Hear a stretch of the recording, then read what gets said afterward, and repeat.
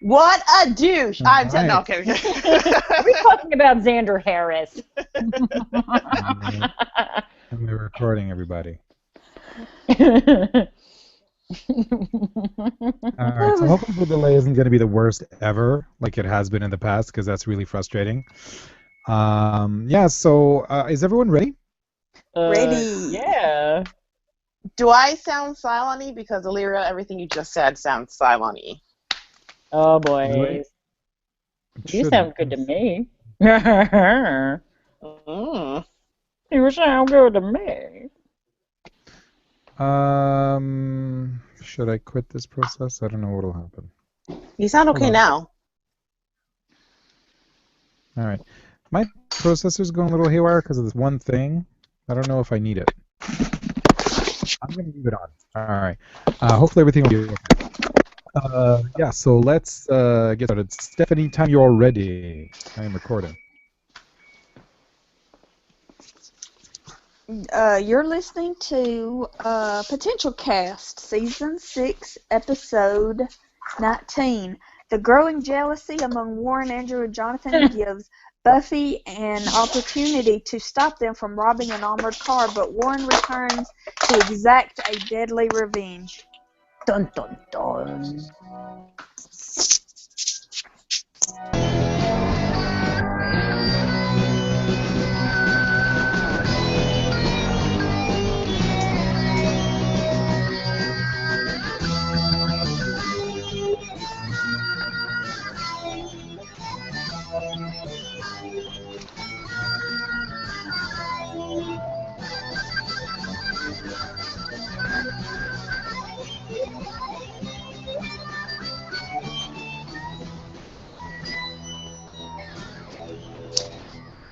My name is Stephanie. I'm Kimberly. This is Gabby. I'm Illyrio. And Rachel just hung up by mistake. Rachel.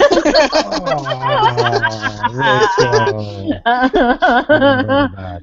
Wow. And that was Rachel. We're off to a roaring start. I swear I didn't ban her. I did. No, I'm kidding. I don't think you have that power. Oh. Hi, everyone. We're back. Hey! You miss us? Seeing red, is everybody happy? Yes. You have your It's wish. so wrong. She's dead. It's so wrong. But What's so wrong? She's a fictional character that I found Sorry. annoying. Rachel. Sorry. Her demise. I gasped and then I grinned because I'm evil.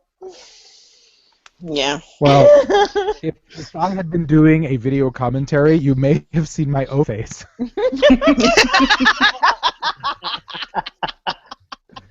But not when Tara got shot, but when Willow's eyes turned red.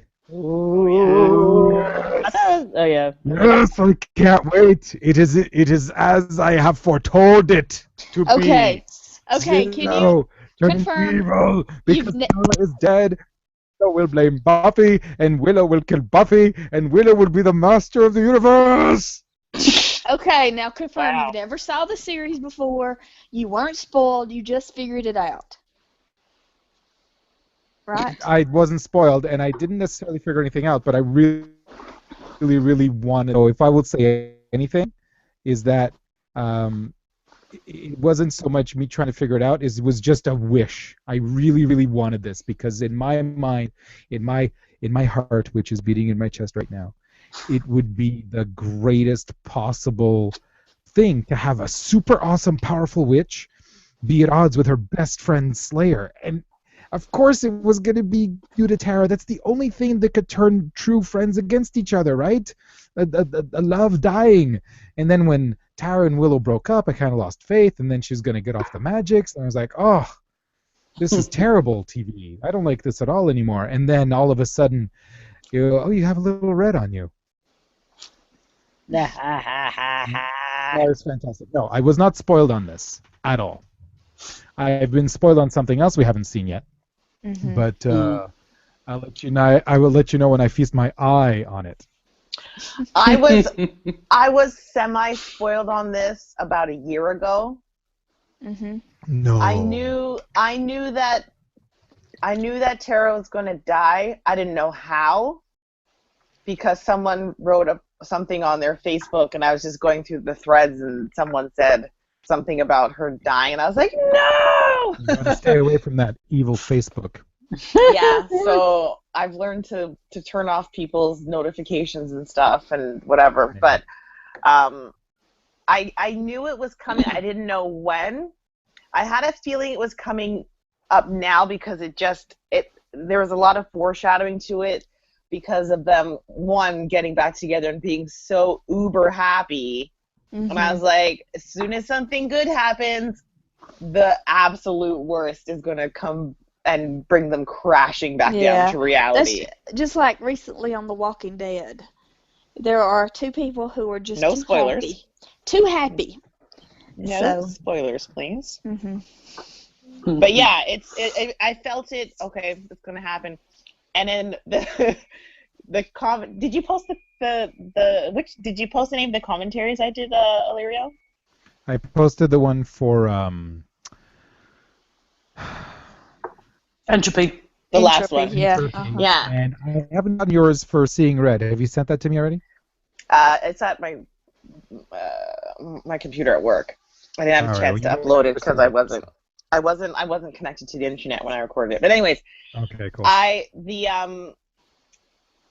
The last one I did, I kind of was just like, I felt like I was bored watching it. I'm like, oh, this is all ramping up to when someone's gonna die. Obviously, it's gonna be Tara. And you can hear it in my commentary. It's just like, guys, I'm so bored. I'm sorry you have to listen to me talk about how much I hate this episode. And then when this episode, now I'm spoiler alert, you're going to hear me go on a rant for about 15 minutes about gun control laws in the U.S. But other than that, I was shocked because I thought it was going to be like a confrontation thing, and I knew that I had a feeling that Tara would get caught in the crossfire somehow, but not like this. Not like this. So out of left all. field. It was so Yeah. amazing. It totally took me off guard. Mhm. Like, I think I screamed, and people were like, "Are you okay?" I'm like, "Yeah, I'm fine." But just watching Buffy. But holy shitballs, I did not see that coming at all. Neither did I. It was glorious. It was. And then I Have kept you all- thinking, oh, great, no more Tara. But in a bad way. Yay! Have you guys all seen Serenity? I can't remember if you have or not. Yes, I have. What's I've it seen in? Firefly and Serenity. In fact, What? I watched Serenity, then Firefly, then Serenity, then Firefly, then Serenity. Yeah, that was kind of me. Me too. Yay! What's Because the Serenity? Oh, No, I'm kidding. Serenity now. I just thought that there was a similar death in Serenity to this one. Oh yeah.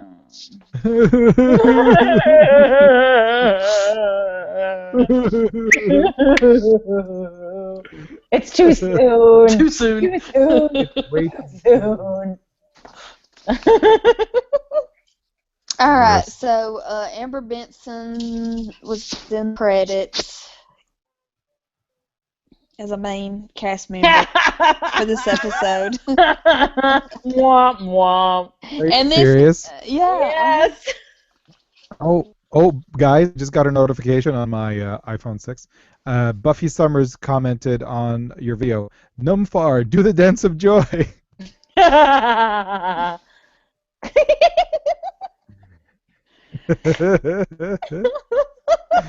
We're awful people. So is this everyone's favorite Tara moment? Yes! Oh my god, I'm so fucked up. I've been waiting I'm for serious, this like- to come true. Steph, Rachel, in the fandom, is this everyone's favorite Tara moment, usually? No. No! No. Nobody likes Everybody. Well, Does especially- everyone love her? Yes. Yes. Oh, Most people. Why? She's so annoying. Not my friends.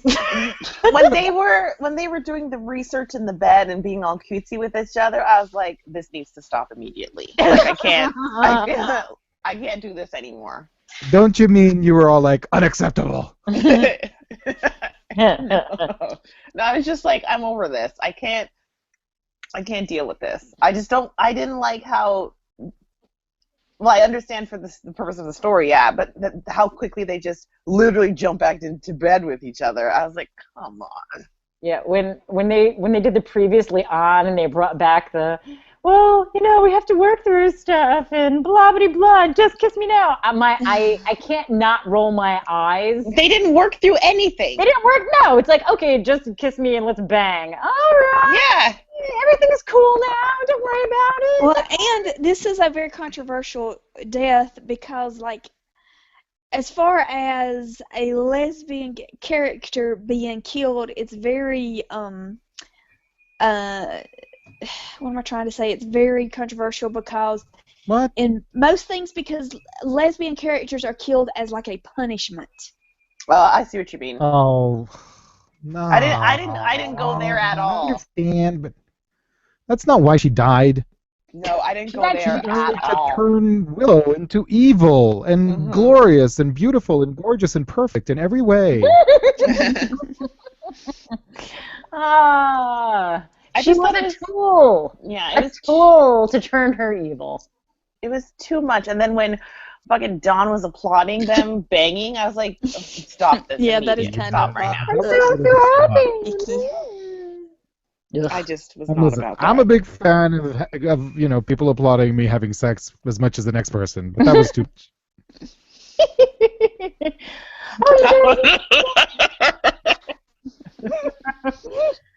Leave you alone. Ugh, whatever. I have the soundboard app on my iPad for a reason, people. Laugh tracks aplenty. Oh my god. Okay. So the trio, they Yes, go to bring me this. back, please. Okay, they go to this cave to steal the orbs of this demon thing to have his power. Orb of Methuselah. Nope, Nezlacon or something like that. Wait, No, Comic-Con? that What? orb's still at my mother's house. Oh, let me ask you this. Okay, I have really did, and I may need to save this for the next episode. I'm not really sure. Jonathan and Andrew are like, did Warren actually put them against each other, or is this all in their imagination? Because we never really saw Warren do that. Except that Jonathan didn't get a flying machine. You get a jetpack. That's true. I don't think that they're necessarily against each other. Oh, you mean when they kept bickering back and forth, like calling each other names? Yeah, Jonathan doesn't trust Andrew, and Andrew has like fallen in love with Warren. Yeah. And is jealous of Jonathan. Yeah, I don't know. If Warren did that, it was all off camera, or they filmed it and decided to keep it out because of for editing purposes. We saw Warren whispering with Andrew quite a bit about how they were going to cut Jonathan off. Yeah. No, That we I didn't. noticed. I don't think But I it was think against that each was other. just- They were definitely. I think that was just though Trying to in get this Jonathan episode, and right? Like it wasn't a thread throughout the trios. No, since they've been. The episode where they killed Katrina, there was That's quite a what- bit of right. back Oh, and they forth. did. Oh, Yeah. I don't remember. Jonathan was Really? definitely very much against it, and they were all like, "Oh no, he's bad. Oh, let's keep him in the quiet." Yeah. So, Nezla Demon. Slimy. Guarding the orbs of Nezlacon. Nezlacon. Yeah, so Warren and Andrew make Jonathan wrap himself in the dead Nezla's skin to cross the barrier. Like, that's really, that's really shit work. Never seen that Maybe before. Dirty work. Disgusting. Come here. Yeah. So after that, they go to the bronze. And what is so hilarious is Andrew's huge fruity drink. That was so great. It just It's cracks pretty me awesome. I see it right It's pretty now. awesome. It looks delicious. up. It really, I want one. That was a great little reveal. It did make me chuckle. Okay, so Buffy is fighting this vampire, and he knocks her into a headstone, and she's hurt, and she goes home to take a bath. And then Spike comes in. All right, let's wanna talk about this. let's discuss. Let's Okay. discuss. This is the worst scene, I'm gonna watch it right now. This is horrible. I think, It's in the the worst. entire series. This is the worst scene in the entire series for me. Mm-hmm. Because I'm like, what the Um, hell is going they- on? I don't understand why he's doing that, but then I'm like, oh yeah, because they were into rough sex, and like he Right. probably thought that she was playing, Yes. and then I was like, this is just too much for me to handle right now. How are children watching this show handling this? All I'm going to say is Spike is lucky he's not working for the National Canadian Broadcaster. OMG. And that I was really immediately turned off at Spike. For me, from this point forward, I have no more time for Spike. None. Done. That was his Xander Harris moment for you. Yeah, listen, this is it. Like you don't get to do that ever. Ever. So there. I think That's it. A lot of the fandom would recognize this moment as the writers going, "Oh crap, he's bad." And they've forgotten. In season 6, he's getting all smooshy and lovey-dovey and bleh. And they had to sort of ramp it back and go, "Wait, he's a soulless vampire. Shit. Ah." And this is the But best they could come how up could with. he not recognize that he was hurting her because he's got that chip in his head, right? It doesn't Wait, work No. on Buffy. Remember we remember- established Oh, earlier yeah, on in I'm the sorry. season. I'm sorry. That's Yeah. right. Yeah. But So there's yeah. this weird immunity between them. But he But he was- hasn't got a conscience. He's a vampire without a soul. He hasn't got Yeah. a conscience. Yeah, which explains. It's so that he's nice to Dawn and he wants to help, but he's not being altruistic. He's being very selfish the whole time. That's all it is. And he's a jerk. And I know I He's a read this rapey somewhere, jerk. or maybe I imagined it, but I believe that the magic is drugs addiction metaphor came from one of the writers had a problem with substance abuse, and I think this came from one of the writers' experience too. Oh, okay. So, but it is kind of distasteful, but the point is, Buffy was able to tell him no. She has enough self-respect or whatever to say enough is enough. I'm saying no. But she didn't stake him through the heart. He's a vampire who's bad. She didn't have a Take him. stake, and she was only wearing a robe. Get the loofah. There's a fight in there somewhere. I could have broken the handle off of. Now, this scene brought me way back to days of our lives. Jack was engaged with Kayla. And Kayla was sure that Patch was dead, but he wasn't dead. And when he came back, she was still engaged with Jack, and they got married, even though she should have told him that things were off, but she didn't. And he got impatient because they never had the bedding, you see, after the wedding.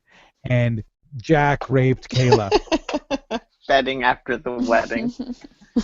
And basically, we're in a situation where this is his Jack Devereaux moment. Folks, I had to do no research for any of this. Yeah. I was addicted to that show. All right. I used to set my VCR was programmed every weekday from 1 to 2 p.m. And then I discovered another world that it was 1 to 3 p.m. And I would rush home, and my homework would already be done. And I would watch 2 hours of soaps every day. People. So don't you tell me Don't this you isn't his tell Jack Devereaux moment. Okay, here. Oh, I found it. Marster said that he'll never do such a thing again. Really? He would later say in 2012 that he understood the idea to have come from a female writer who had a situation in her life where she and her boyfriend were breaking up, and she decided if she just made love to him one more time that they wouldn't break up. She ended up trying to force herself on him and decided to write about it. What? The thing is, if you flip it and make it a man forcing himself on a woman, I believe it becomes a whole different thing. I'm not really sure it expressed what the author was intending, and on that score, it was not successful. Because it just brought me back to Warren being a douche, raping that other girl, and I thought we were going to have another theme of, like, more rapes going on Buffy. Yeah. And I was like, we don't need this, because he was being evil and acting all like a complete asshole at the Bronze. I was like, we don't need to see him doing this to women anymore. Yeah. So this season would be the rape season of Buffy the Vampire Slayer. Yeah. Or, I'm sorry, attempted rape. You know, and again, as much as it's a disgusting topic, it's good to show the strong females standing up for themselves and being like, no. But anyways, yes. He agrees. And he's a son of a bitch. Yeah, so this rape scene or attempted rape scene was definitely crazy. I was turned off. I was watching it thinking like, I'm like Kim said, I'm like, what the fuck is going on? Like I couldn't figure it out. I'm like, this is strange. Is he just trying to get? I mean, I didn't want to believe what was going on. There was a lot of denial at that moment too, because I'm like, is he just trying to get her calmed down and she's freaking out? But then I remembered, I'm like, but they used to have rough sex, whatever. But I'm like, this is crackers. I'm like, I cannot believe that this is happening right now. And I kind of touched on it in my email, which I hope you won't read, but there was, in the middle of the scene, there was a commercial break. Oh, yeah. Which was the worst placed commercial break in the history of TV. Yeah. It was horrible to come back from, like, hey, buy our hamburgers to more rape. Buy our hamburgers to more rape. Oh, my God. This is Red Cut. Several scenes from Seeing Red were cut out during its first airing on the BBC in the UK. The attempted rape of Buffy was cut from where she falls and hits her back on the shower to where she finally kicks him away. The exit wound appearing on Tara's chest and her blood being splattered on Willow's shirt was also cut. That was restarted awesome. From where Tara says your shirt. Warren snaps a demon's neck, but the scenes were changed so that only the sound effect was heard. The BBC did that? Mm-hmm. Wow. I don't know. It was very awkward. I was very confused, and I was like, why is this happening? Mm-hmm. But, yeah. So it sets Spike on a path to go do something. What do y'all think he's going to do? I don't know. Well, maybe find a way to get that chip out. And I'll remember what I thought when I first watched it, which was I thought he was going to go run to Drusilla. I think I remember thinking that too, I think. Really? Something like that, yeah. Something like that.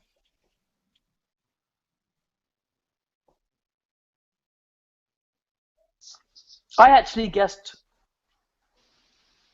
I won't say if any of you are right or wrong, but I actually guessed the right path too. I I think he's going to find a way to get that chip out of his head.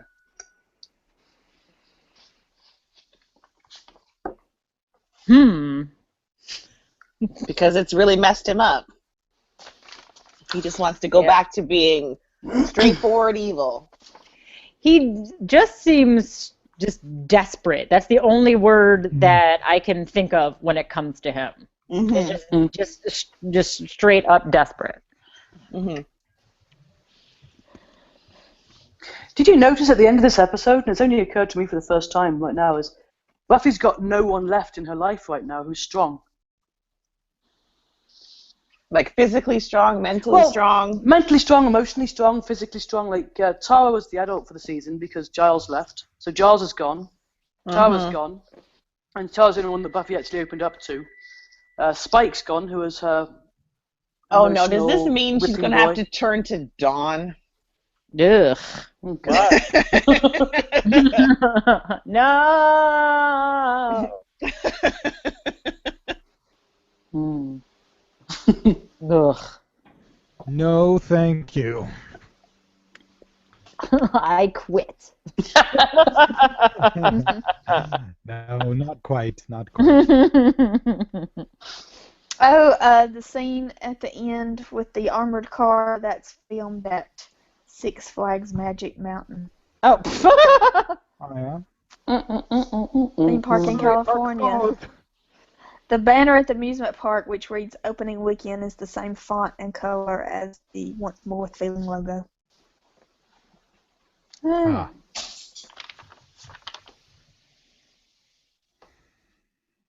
That's lazy of them. Buffy and Xander had a nice moment before the shooting. Yeah, fuck him. I'm sorry, I will never forgive that son of a bitch. Ever. I bet you will. I bet I won't. I bet you will. I bet I won't. I want horrible things to happen to him. Or You hated Joyce, you hated Cordelia. You forgave them. I didn't hate Joyce. I just thought she was the worst mother ever. I hated Joyce. You know, hey, she's a single mom doing her single mom She's thing. the worst. Oh, too soon. But yeah, about Xander, they had where she went to see Xander at his apartment, and he's still kind of mad at her. And then at the end, where he comes to see her and apologize, she says Warren's by himself that the other two were arrested, and he says, oh well, he won't make it too far without his friends, saying that he needs his friends back in his life. That was sweet. Oh. What else? The trio with only 2 jetpacks. Hello.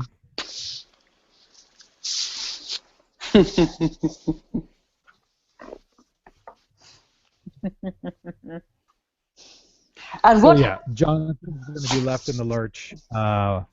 Andrew doesn't know how to fly his jetpack. Hits his head. They get arrested. It looks like they're going to get their comeuppance. Buffy was actually able to defeat Warren because Jonathan's help. Jonathan on top of Buffy, pretending to try to beat her up and holding That was up a for great dear life moment. and telling her, that she has to hit him in the orbs. Chuckle, chuckle. Nudge, nudge, wink, wink. That was a great moment. I had a feeling that Warren was going to do something to separate himself from the two. I didn't think that Andrew had a jetpack as well. But when they were fighting, I was like, what's on his back? Because there's this big hump thing underneath that jacket. And by the way, that jacket was like the uniform of every guy I knew. The black bomber jacket with the orange lining inside. Every guy I knew had that jacket. Anyways, but I think it sucks that they would isolate them, or that they'd want to get rid of Jonathan. Like he even calls him, like he refers to himself as the trio. Like he refers to the 3 of them, and he's like, why would you want to get rid of one of them? Anyways, I don't know. Because he couldn't cut it, man. He was weak. They were concerned that he was going to go to the cops Mm. or to Buffy. He was feeling like remorse and shit, man. Yeah. Can't He had a have that. conscience, Yeah. morals. He's weak because he has those things. Mm. Mercy is for the weak. Mm. But Yeah. how much So I did you will laugh say- out loud when Andrew hit his head? That was fantastic. That was one of the greatest things ever. Yeah.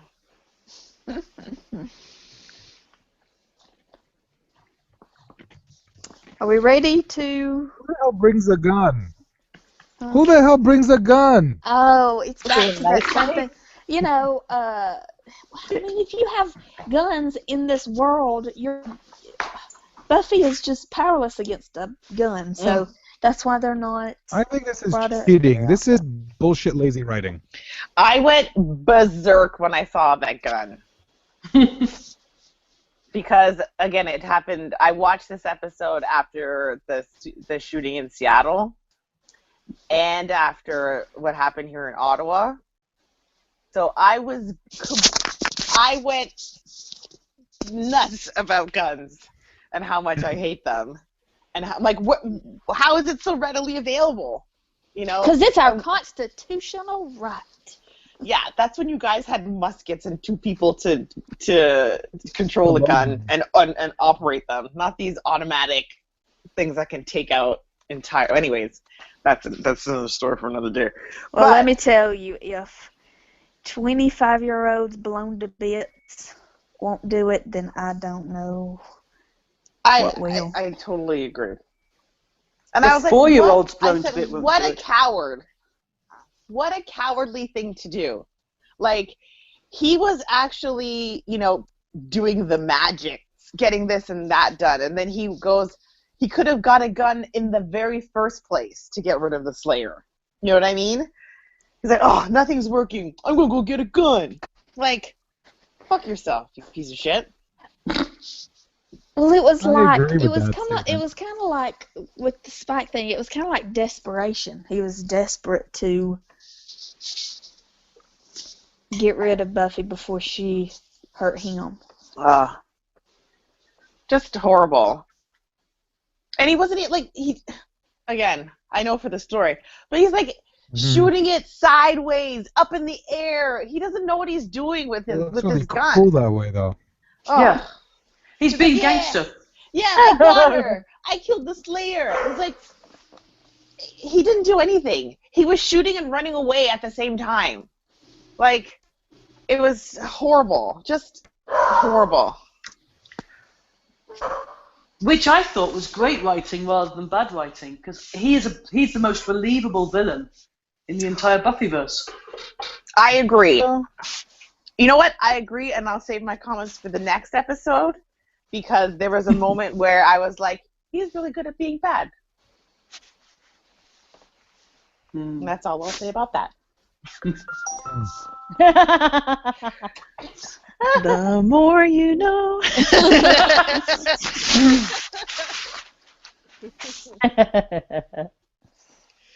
How about feedback? Are y'all ready for feedback?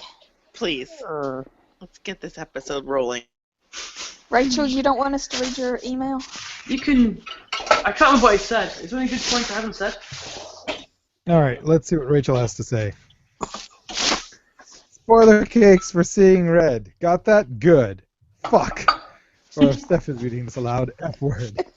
Let me tell y'all something. I was at the beach a few weeks ago, and there was a very elderly lady from up, because at the beach it was just us and the snowbirds, and a very elderly woman from up north was sitting behind me, and she was talking about it was hot as hell. And I was thinking, I know that lady is not from the South, because an elderly lady would not say that out, in public. She would not speak, that's not very ladylike. So, I am a Southern belle. Uh-huh. Okay. Back to Go ahead. Rachel's email. So this episode is where Buffy finally decides to take the trio semi-seriously. Tara and Willow finally have some in-screen Someone's microphone is rubbing and it's disturbing me. I can't work under these conditions. If your microphone is rubbing, please stop. Thank you. I'm being very diva now. Thanks. All right. So this episode is where Buffy finally decides to take the trio semi-seriously. Tara and Willow finally have some in-screen sexy times. Xander makes some amends, and everything is happy and good. And what the fuck, Warren? The "your shirt" line overshadows the fantastic Tara words from Entropy. Poor Tara. You were finally a cool three-dimensional character, and now you're a Joyce-like corpse. For now, apparently. And Illyria, you seem like a science-minded kind of guy. Try trace that magic bullet. It goes up at least 45, 55 degree angle, hits the bedroom window, and dives down to 90-degree angle to hit Tara. Not in the head, but in the back. Has he know much? Warren, you broke the Buffyverse rules. No guns, okay? I wonder if Buffy is starting to regret her choice from normal again. The sanitarium is feeling pretty good right about now, eh? Willow looks a little pissed. 10 out of 10 bloody shirts. That's a good letter.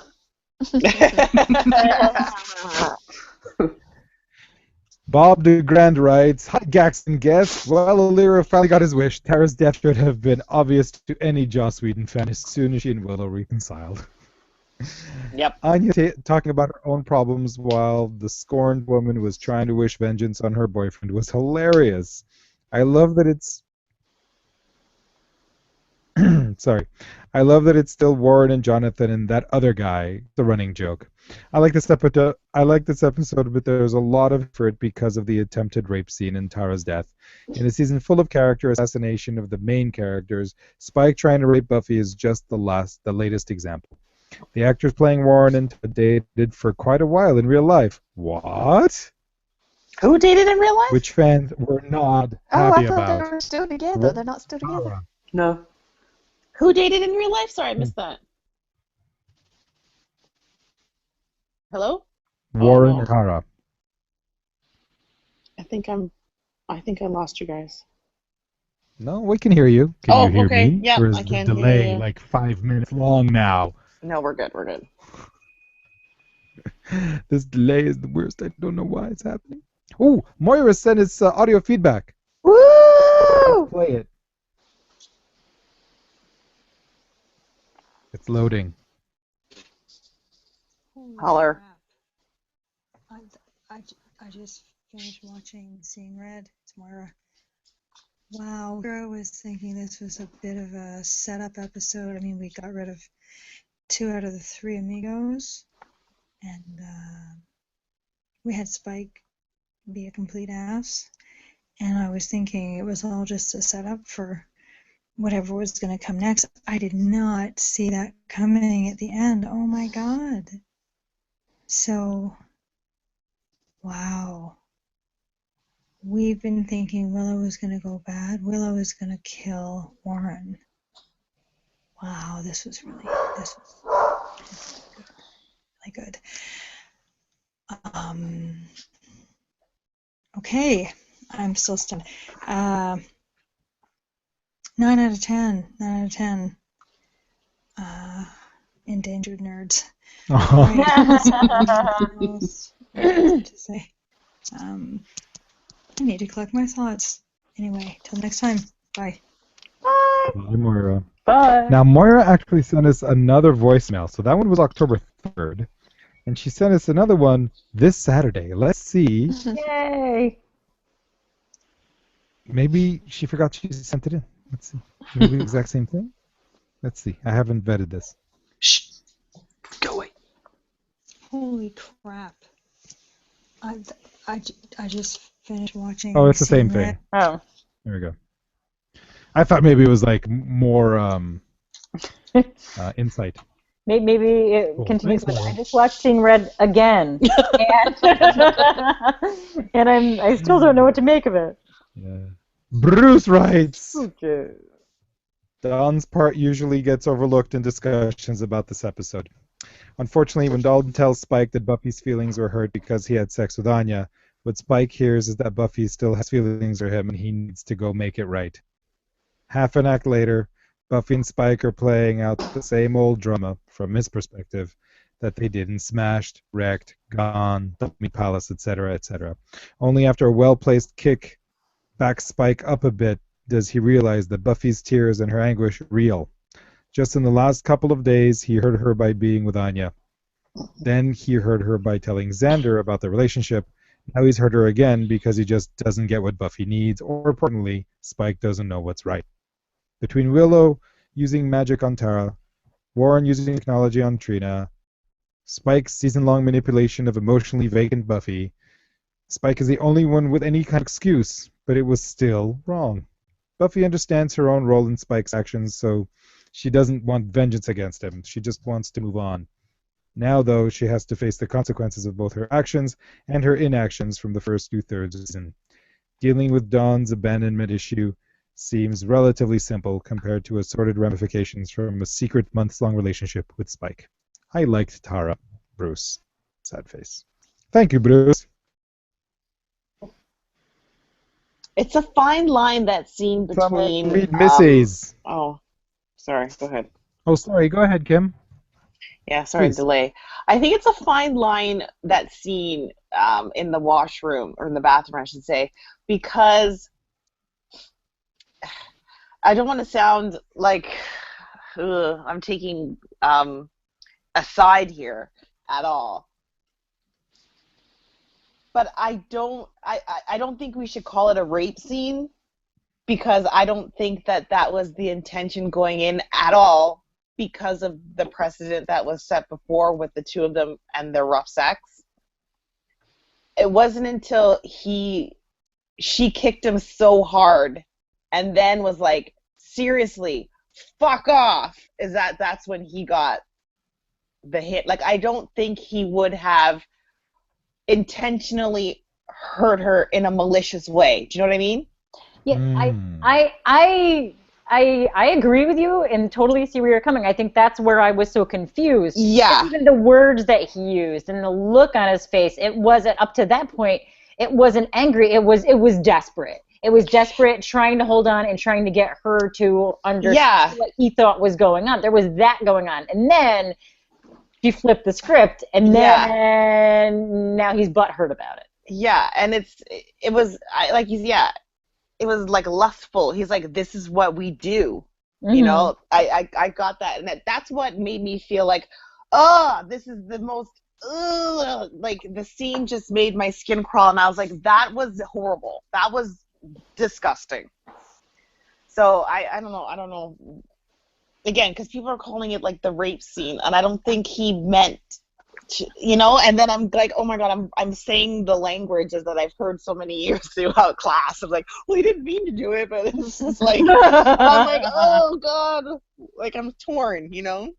But it's a difficult scene to talk about, and after it happened, I was just like, okay, shit, how are they going to?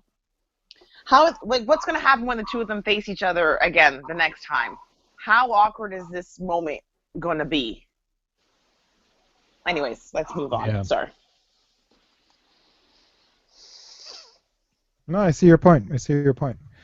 Missy writes, it's wishes coming true all round for Gex. I guess this episode can be broken down into 3 parts. Warren just goes insane in this episode. Guy gets his hands on some orbs and all hell breaks loose. Tries to pick up girls, rob a bank, and kill multiple people. There are jetpacks, guns, and disappointment from his potentially former geek buddies. I say potentially because they seem really angry at the end of the episode. Jonathan steps out on his own and helps Buffy with Warren's Mighty Mouse abilities. And Andrew is just confused about why he was left behind and how could he not hang out with him.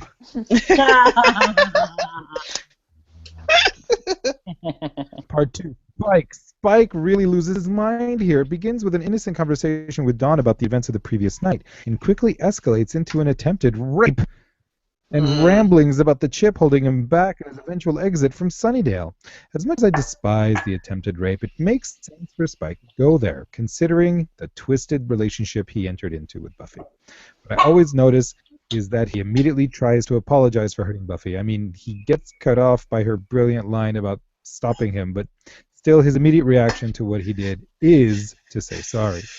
I don't know, it certainly doesn't excuse anything, but I think it's very telling about his current state of mind and who he really is inside, which is still that messed up poet who has issues with women.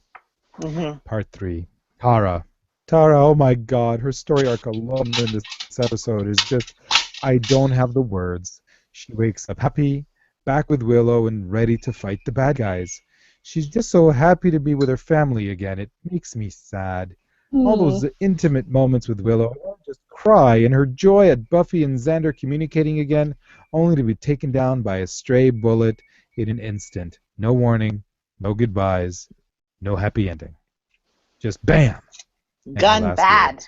Her last words of concern and confusion over the sudden appearance of blood on Willow's white, lacy blouse.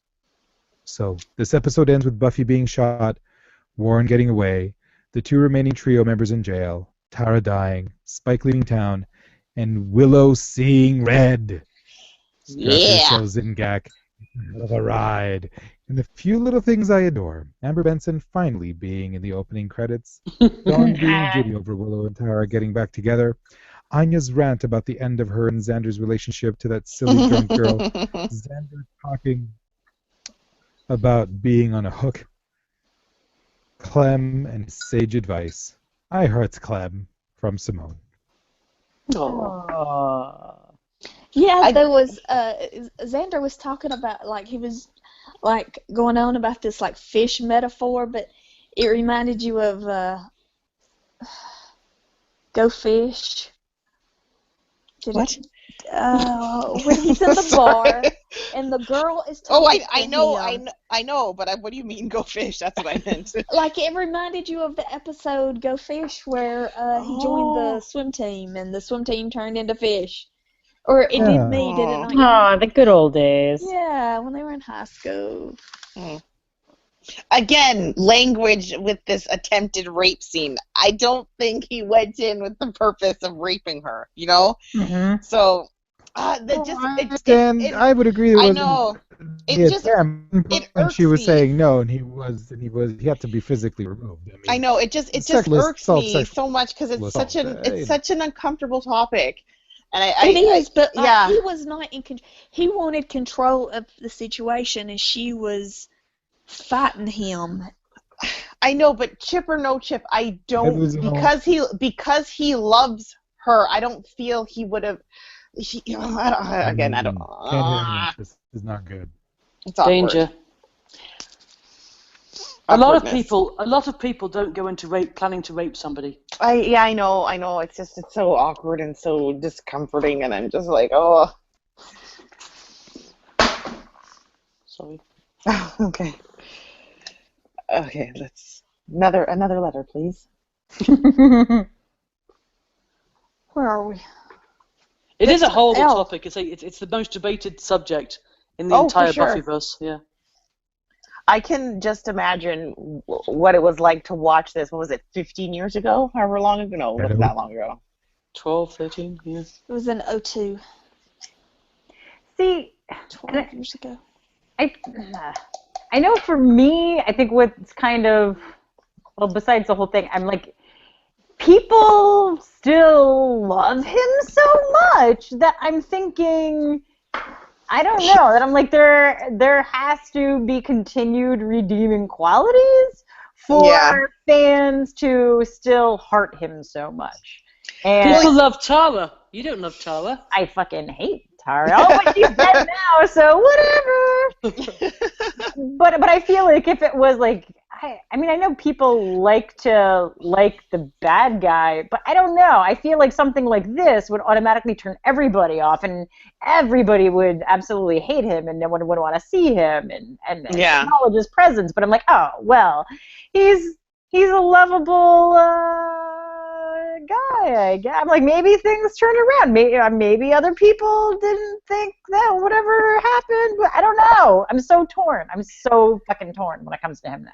Yeah, I'm with you. I don't. But you always thought he was disgusting. So. No, of course, yeah. But I for people to love him so much, there has to be something to, after what happened. Come on. Yeah, I mean that's an unforgivable thing when something like that happens on any other TV show. People lose their shit, and like no, he's all over the place. So I don't. I mean, I can't hate him, and I'm not done with him like I'm done with Xander. But I'm still confused and conflicted, and I just don't understand. I don't understand. Well, there's still a couple of more episodes. Another season. All right, Illyria. I think we lost Illyria. Oh, I hope not. Is he sleeping? Hi, can you hear me now? Uh-huh. Yeah, Yes. we got you. Can you hear me now? Yeah. Yes, we can. Yes. Hello? Hello. Hi. I have no idea what's going on. There's some weird shit happening, and I think there's this thing I can quit and it'll fix it, but it might also just break the connection. So I don't know what to do except just carry on. I have no idea why that happened. I hope you guys have had a good discussion because I got none of it. Oh, can you save what you're doing now and then reconnect? Oh no, it's the recording's fine. It's just that I couldn't hear any of it. Oh. Maybe it'll come over, and if there's a piece missing, I might go out and get it. But who am I kidding? I don't have time for that shit. So where were we? Tara Next letter. was you guys were saying something. Next Vincent letter. L's audio feedback. Oh yeah, I will play his audio. Hopefully we can hear it.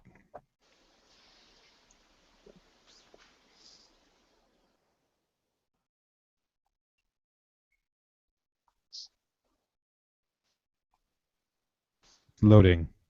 Hi, Jack. I almost forgot to do this. It's 1:15 a.m. and I've got work morning. But seeing red, this is where a lot of people started seeing a pattern. And I'm not talking about the red pattern on Willow's shirt. I'm of course talking about how happiness, or even the promise thereof, is often a harbinger of death in the Buffyverse. Of course, some of you GAC persons probably will particular death for at least 2 reasons I can think of. Anyway, enough about that. Let's talk about Spike. It's probably time for an update on that mess since I went on a rant about his arc so far a while back. So, quick recap. William was a poet. What's a poet? A person who can convert emotions into ideas, something like that. Anyway, he died, and a monster inhabited his brain, inheriting his memories and aspects of his personality. This demon went on to fall in love, or his twisted idea of what love is, and kill lots of people the way monsters do, until one day an inhibitor chip was put in the brain he was inhabiting. He could no longer act out the instinct of the monster he was, so he had to find something else to do, something else to be. Slowly, he started adopting the ways of the former resident, the poet. He fell again in love, or his twisted idea thereof, even tried a hero or a sex toy, something, anything. But today, he discovered that he is still a monster. That is all he ever was, and as much as he has tried to convince himself otherwise, all he still is. Where does he go from here? Will he embrace his monster's nature and give in? Can he even do that with the chip still in there and with all he's gone through? Is there even anything left for him to do, to be or not to be? That is the question, whether 'tis nobler in the mind to suffer the slings and arrows of wrong, William. So, what else is there? Dawn was in this episode. She was excited about something there for a moment, which is a change of pace for her. She's often upset, not so much excited, but, she got to be excited there for a moment, and then somebody died. But yeah. Oh, well, this is Vincent E.L. signing off. Have a tasteful tuna. Thank you. All right.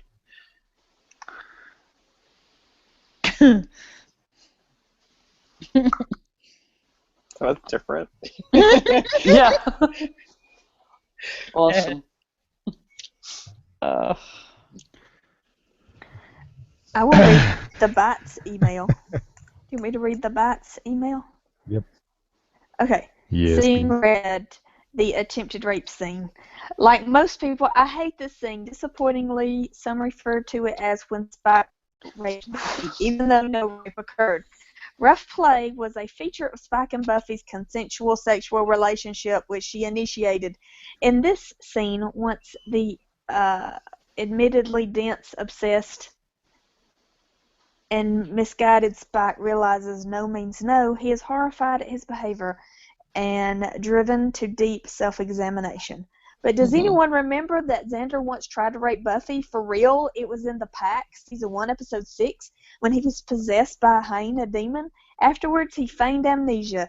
If we let Xander off the hook on account of diminished responsibility due to demon possession, we must do the same for Spike.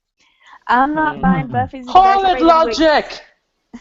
Carry on. I'm not buying Buffy's exaggerated weakness in this scene either. We know she's a damn strong woman, to paraphrase her epitaph. She saves the world a lot.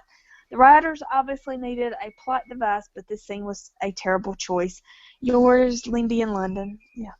She broke her rib on a tombstone, and she broke the other ribs when he smashed her against the side of the tub. Right? And Xander was possessed by a wild animal. Spike was Spike. Like, I think that's why she was weakened, correct? Yes. Yes. Yeah, so if she had her full strength, she would kick him into the next room. Anyways, I don't know. Right? Yeah. Plus, I think she was shocked. I think she was truly shocked by what was happening, and it does make you less able to rationalize and fight.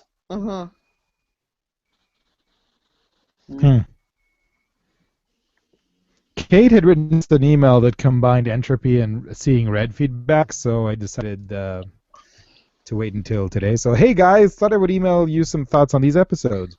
Sure, you've got a lot to read through, so I'll keep it down to 5 simple thoughts, some of which I already said on Facebook. 1, if there's ever another time to be pissed at Xander, it's the way he reacts to the Spike Anya situation. We know he's hurt, but she is right. She does not owe him anything, not even an explanation. And the way that Xander was more offended that Buffy slept with Spike than his own ex-fiancée? Yeah. 2, No dice. No dice. The Buffyverse. Sorry. 2, the use of guns in the Buffyverse could probably be a thesis paper. I remember my boyfriend wondering why Faith just didn't get a sniper rifle or Buffy a Glock and get their feud with in the 3rd season. And he brought it up again when Warren shot Buffy. Wow, that was easy. Did any Gax think the same at the time? I don't know. I just assumed guns just wouldn't play a part. Guns are the cheap way out. And they should. Anyone who brings a gun to to a knife. I was gonna say brings a gun to a fist fight. That person should be taken out in the most gruesome way. I wonder what'll happen next time. I hate guns. I hate guns so much. Wasn't there a reference in the first episode of season 6 about guns not being good? I think so, but I'm not sure. Yeah, I remember something about that. But... Point 3. Dawn, useless as usual. Aww. Yeah, true. Number 4. Despite the questionable laws of physics that require Tara to get shot in the heart, it is still completely shocking and horrifying. If you're not a Tara fan, it is still real rough to see Willow like that. Joss knows just the right ways to rip our hearts out, doesn't he? And number 5. The attempted rape is probably the most debated topic in the history of Buffy. I waffle back and forth on whether it was needed. I was in a similar situation like many women, so watching it is definitely hard for people. But Buffy and Spike's sexual relationship started when he was able to hurt her, and since then the relationship was always sexual and violent. Illyria was right in that there is no way that their affair could end well. It could only end explosively, and the way it ultimately ended was also sexual and violent. If nothing else, but for the sheer amount of oh shits uttered between these 2 episodes, I give them 8 out of 10 plot twists. Kate. Thank you, Kate. Voicemail from Paul Mackey. Yay! It's loading. Yeah. So, isn't the fact that his source is 2 balls and a pouch a bit too on the nose? Not that I appear to have redone and given the whole thing this taint. Anyways, This is Paul Mackey in the freezer room, calling in for Seeing Red. Semi-witty joking aside, a fair bit of debate about the stark and brutal scene in the bathroom, and I won't try to represent all views, but tell how I see it. Spike and Buffy this season has pretty frequently played along blurred lines of consent. Spike, being without conscience or soul, got naughty thrills pushing those lines and clearly didn't care that it was all in a gray area. The lack of soul in no way excuses responsibility, but can't this be another time he felt okay pushing those lines, same as any other time? To his credit, afterwards he at least seems to feel regret for what he did, if not actual guilt. Just what he'll do next? Well, I can't tell you that. I'm sure there's a few things you're wondering about. All I can say is that I'm more jealous of you finding out than you're jealous of me already knowing. This is Paul Mackey in the freezer room, and I'm looking forward to hearing what you guys think. Happy hunting. Thanks, Paul. Great. That was nice. All right. Couple more emails. Let's say Ray. I'm not really sure where to start with this feedback. I think overall it's a very good episode and really sets the table for these final 3 episodes of the season. I like little things like Dawn's conversation with Spike and Clem just being Clem. It also really moves the plot of the trio ahead quite a bit by having Warren decide to turn on Jonathan and then Jonathan eventually helping Buffy, with the end result being that Jonathan and Andrew get arrested. But I think the 2 main things that come out of this episode are Spike's almost rape of Buffy in the bathroom and Tara's death at the end. I'm sure you will get a lot of feedback as these are big topics amongst Buffy fans. For me, I kind of wish that they wouldn't have had Spike go so far. I get that they were trying to show how obsessed he has become with Buffy, but if you were a fan of the Buffy-Spike pairing, then this kind of pushes it over the edge to something that really can't be recovered from. And it really destroys a lot of the goodwill that the Spike character has built up the last couple of seasons. See, that's my point, Ray. That's exactly what I felt. I'm like, you know what? Building up Spike to be kind of part of the Scoobies and stuff, and then this happens, I'm just totally turned off. Totally turned off. Absolutely. Back to the Now on to Tara's death. This absolutely shocked me the first time I saw it. It seems like most of the newbies were expecting Tara to be killed at some point, but I didn't see it coming at all. I also thought it was shocking to see a gun in the show in general because there's something that the show has really shied away from. Because the show has been so reluctant to show guns in the past makes this even more impactful. Ray, you say impactful, I say cheap. Cheap-ass, cheapity cheap, cheap, cheap, cheap, cheap, cheap. Cheap, cheap, cheapity. For sure, and don't you think that the writers and creators have, subliminally been giving us hints about that the entire time? So when we see a gun show up, we're like, oh my god, how could he? You know what I mean? It was weird, man. It was weird. Yeah. It was weird. Back to the email. I've been wanting to defend the Tara character for a while now, but I figured that I would wait until this episode to kind of explain my thoughts on Tara as a whole.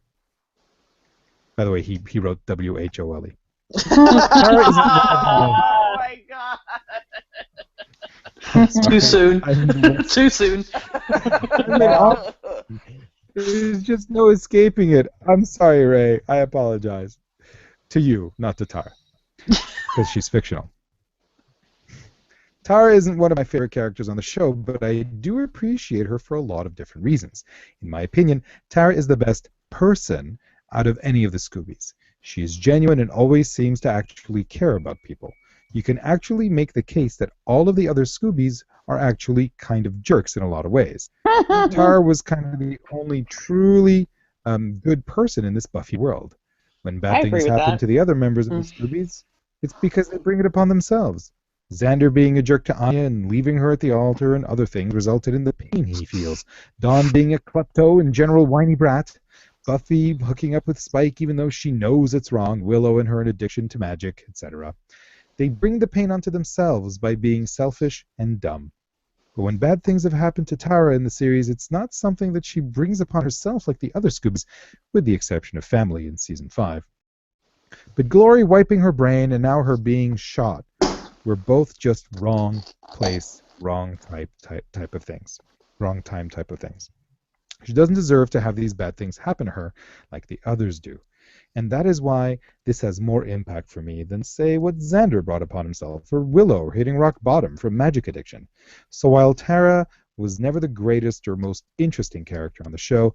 She was the most genuine and least selfish and general best person. I thought her relationship with Willow was very sweet while it lasted, and she brought something to the show that none of the other Scoobies did.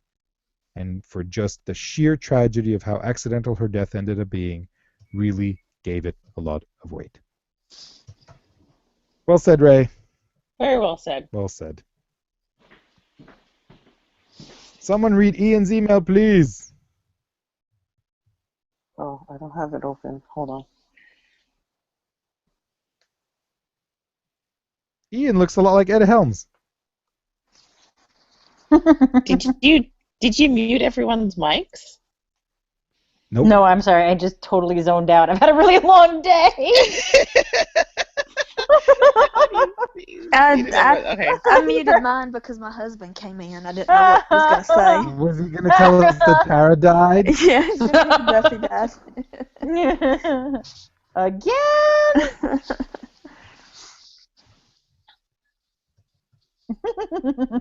Where are we?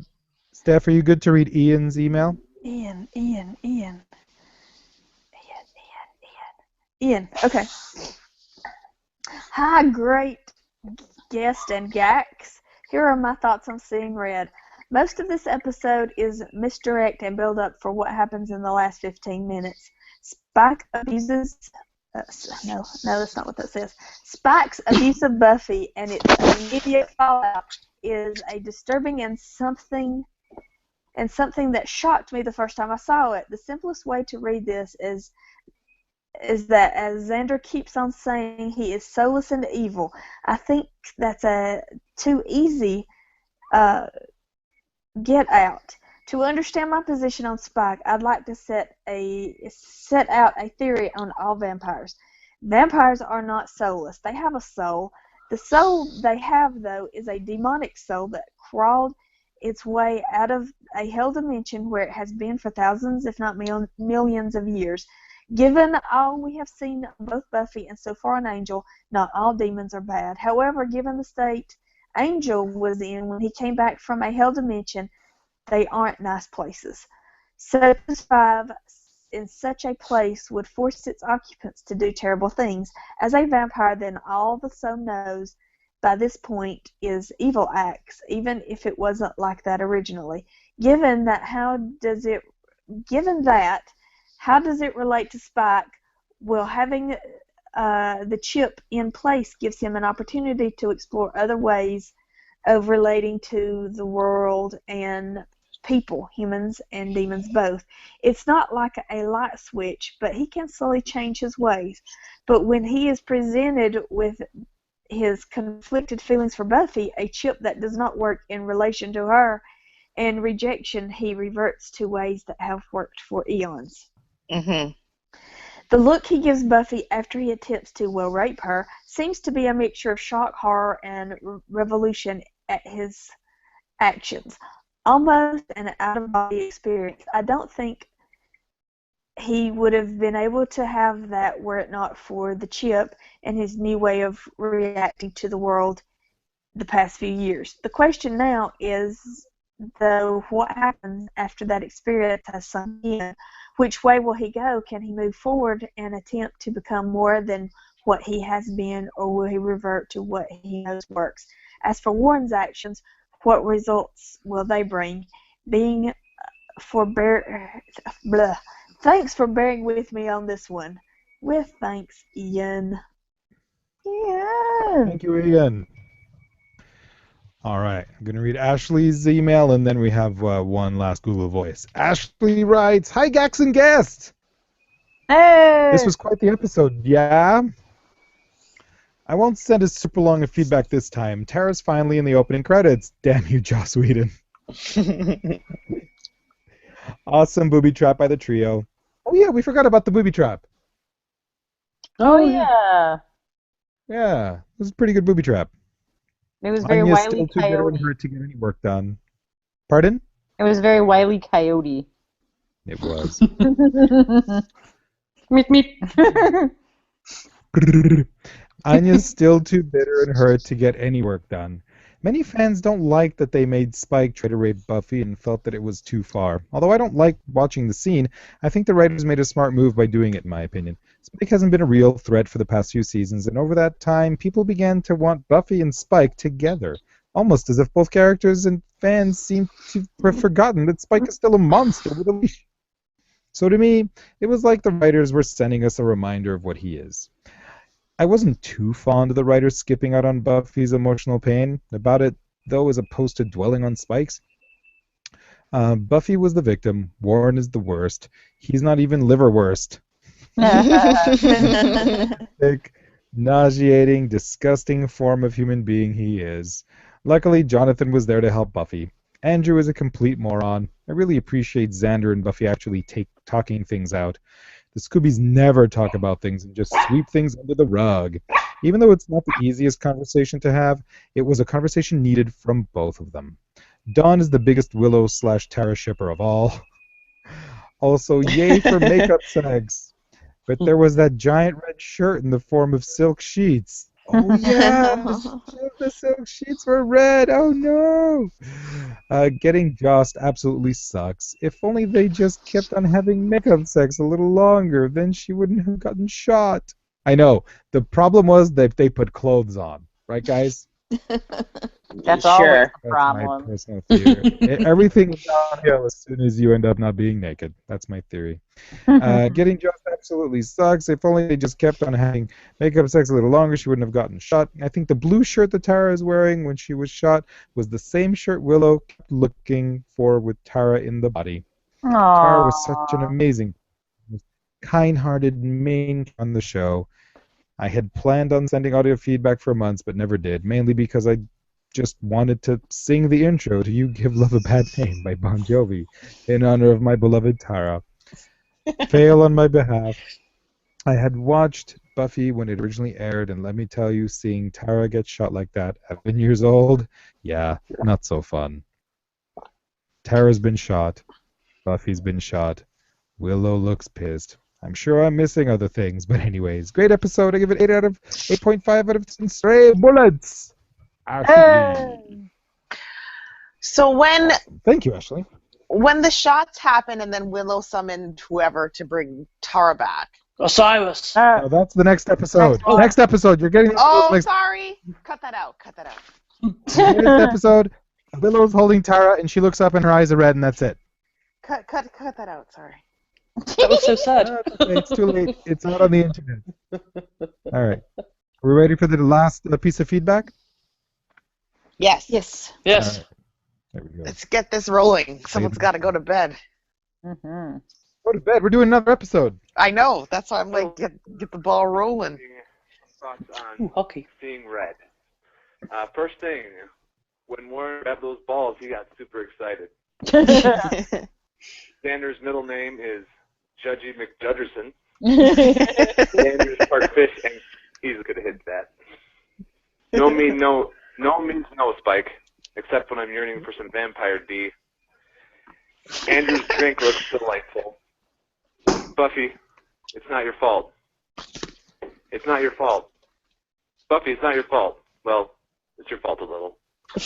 Oh, Xander and Buffy make up. Everything's gonna be alright. Friends forever. Always will be friends. Zack Attack. Zack Attack! My favorite. So I think that Buffy was asking to get raped. I mean, the way she dresses, this isn't a nightclub. Now, you know what I would call Tara stray bullet. There's a lesson for all you ladies out there. Become a lesbian, and you'll get shot by a nerd trying to kill a vampire slayer. Are you sure that was Warren that shot Tara, or a robot built by Gabby? I think they missed a real opportunity here. This could have been a who shot Tara moment, or who shot Mr. Burns if you're not in your 80s. I would have went with Dawn. She can't be dead. I know there's a gaping hole in her chest that you can see, but she's going to be okay, right? Right?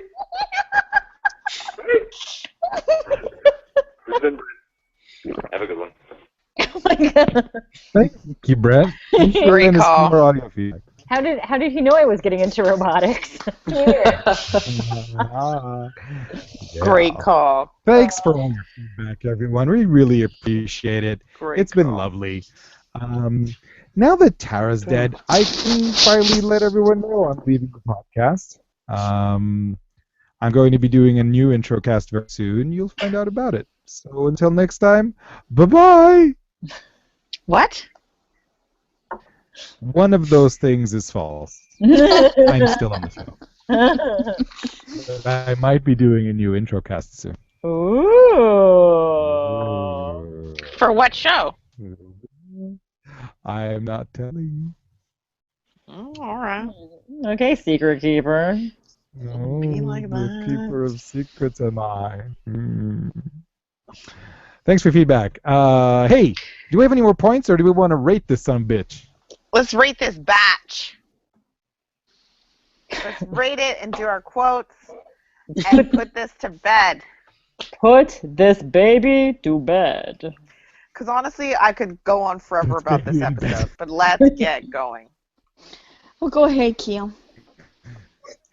I'm very torn with this episode because, again, not only I watched this episode yesterday, so Sunday, and I'm within hours of this episode ending, there was a big story that hit Canada about rough sex as well.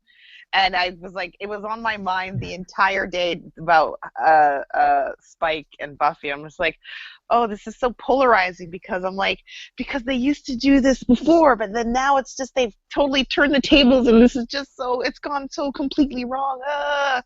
And then again, the news story hit about something that's very similar here. So it's just, honestly, it's all I have been thinking and talking about with people in my real life. And I was just like, it's turning my head in, you know? And it's just, that part of it was just like, ugh, you know? The ending, completely blindsided. Like, I knew, again, like I said earlier, that I was spoiled with Tara's death. I didn't know when or how it was going to happen. Did not expect it in the last 2 seconds of this episode? No. I was like, and then when it did happen, I'm like, you can't end it like that. You can't do that. Anyways, I enjoyed this episode, again, because it really made you think, and because of the giant twist at the end, and when Andrew hit his head trying to take off with the jetpack, made me laugh so hard. I'm going to give this 9 out of 10 Bloodkas, which is blood and vodka mixed together. You're welcome. Very nice. Rachel. Yes, I agree. It's a polarizing episode. I hate watching it. I love watching it. It's definitely one of those episodes you can't forget about. And in summary, I give it 10 out of 10 indestructible jetpacks.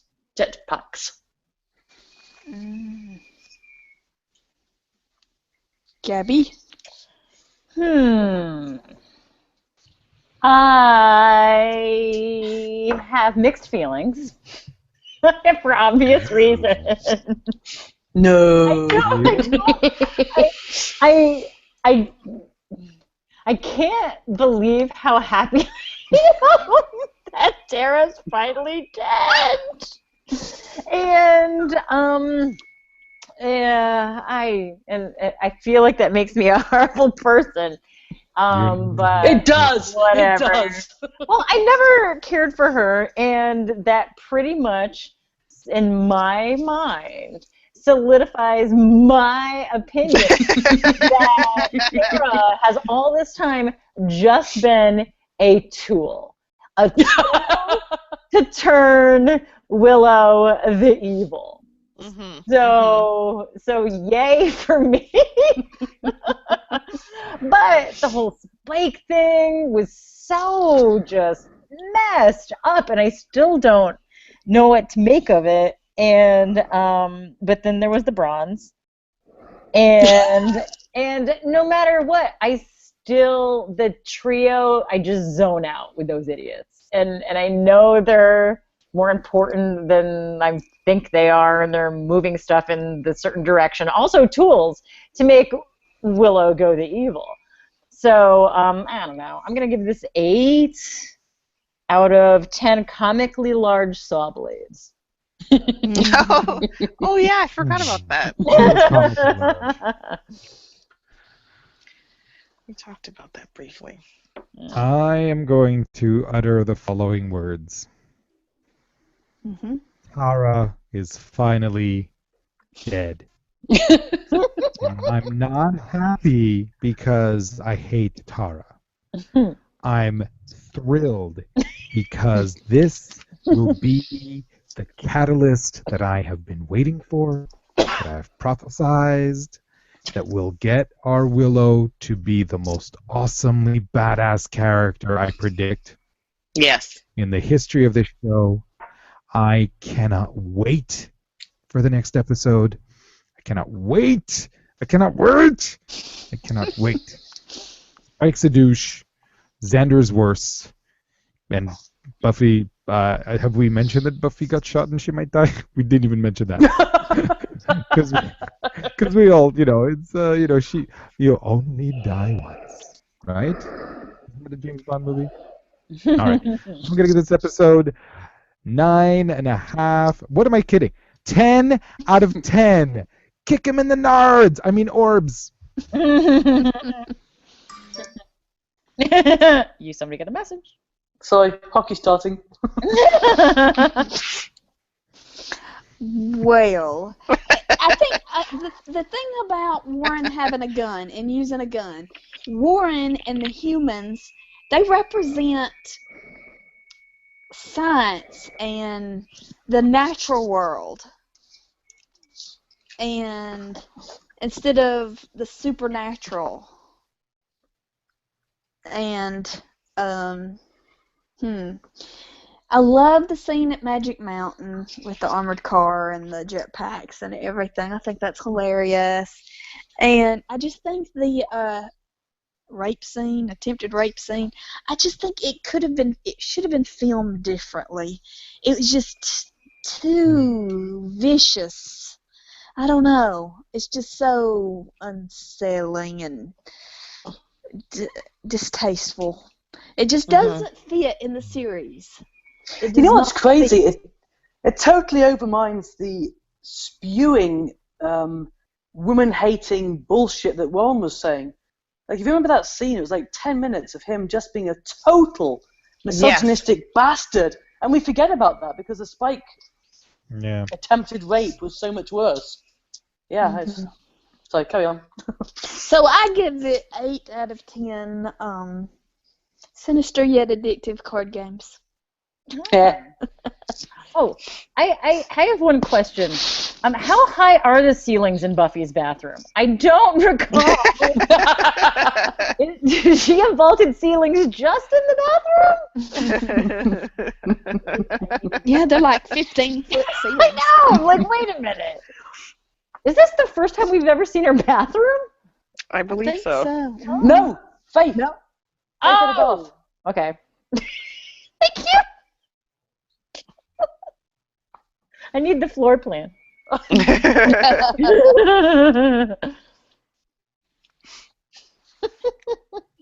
Well, that's what we thought. You can send us feedback via email at PotentialCast@gmail.com. Follow us on Twitter at PotentialCast. Check out potential.com for ridiculously sparse notes and every single episode of the podcast. Seasons 1, 2, 3, 4, and 5 are in their own feeds. You can subscribe to them or just download them manually. Yes. Wow. Ooh. I know, it's fantastic. Yeah. You can listen to what I used to care about people thought. Facebook group is really where the fun's at. Facebook.com/group/PotentialCast. I want to thank our guest, Rachel. But before we say goodbye, it's time for quote-unquote quotes. And Rachel is going to go first. I can't do the I'm relieved from the wind, can I? Okay, this is Clem. She's a sweet girl, Spike, but issues.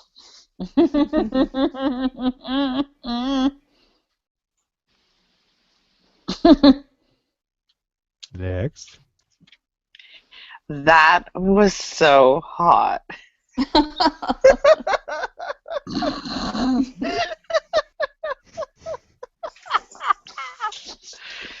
Sorry, I hate when people laugh at their own stuff. Warren's the boss. He's Picard.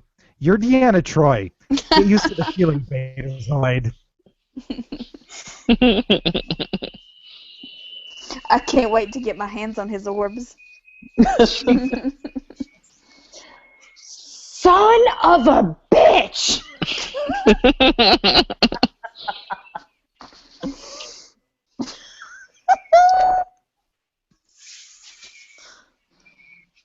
Anyone else?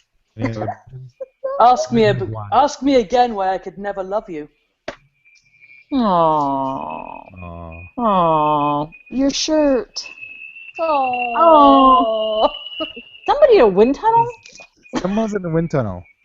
What is that whistling? It's me. It's so windy here, and I've been like, Is it because there's a mayoral election? yeah, the evil's being sucked out of the city right now, and all the good is being. Hey, clothes. Can I get you some? Yes, ma'am. Sorry, Okay. I editorialized that last bit. There was no vomiting on the show, but I vomited a little. Too schmaltzy. Hey, Steph, what are we doing next time? Next time is villains. I wonder who the bad guys are going to be. I wonder if it's any good. Rachel, where can people find you online if you want them to? Who? Me? You. Sorry, I was distracted by the hockey. You can find me on PotentialCast. I'm around. Awesome. Thank you. Hey, YouTube, we're going to stop the broadcast and play a song here, and then see you later. So, hi, everyone. Peace out. Namaste. Namaste.